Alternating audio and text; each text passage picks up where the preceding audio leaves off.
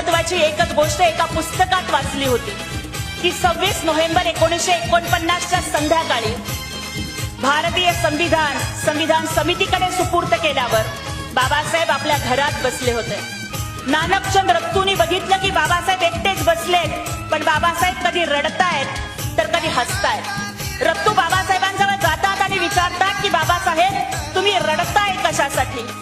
आज तर इतका आनंदाचा दिवस आहे, संविधान समितीला आपण संविधान सुपूर्त केलं, मग आज आपण रडताय कशासाठी? आणि जर तुम्ही दुःखी आहात तर तुम्ही मधूनच हसताय कशासाठी? त्यावेळेला बाबासाहेबांनी उत्तर दिलं की रत्तू आज मला माझी लेकरं आठवतायत, ज्यांना मी वेळेवरती औषध पाणी सुद्धा देऊ शकलो नाही. त्यामुळे माझी 4 लेकरं रमेश, इंदू, गंगाधर, राजरत्न ही अकाली गेली.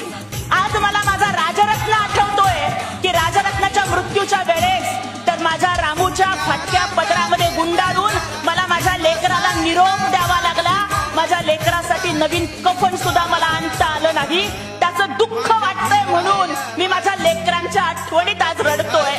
त्यावेळेस रत्तूंनी बाबासाहेबांना विचारलं की बाबासाहेब तुमचं दुःख समजू शकतो, पण जर लेकरांच्या आठवणीत रडताय तर हसताय कशासाठी? त्यावेळेला बाबासाहेबांनी उत्तर दिलं की रत्तू अरे माझ्या राजरत्नाला रामूच्या फाटक्या पदरात गुंडाळून निरोप द्यावा लागला, पण या भारतात जन्माला येणाऱ्या प्रत्येक राजरत्नाला सुटापुटात जगता यावं याची सोय भारताच्या संविधानात करून ठेवली आहे, म्हणून मी हसतोय. रुतबा मेरे सर को तेरे संविधान से मिला है, रुतबा मेरे सर को तेरे संविधान से मिला है, ये अधिकार भी मुझे तेरे संविधान से मिला है. औरों को जो मिला है शायद मुकद्दर से मिला है, लेकिन हमको तो ये मुकद्दर भी बाबा साहब के संविधान से मिला है.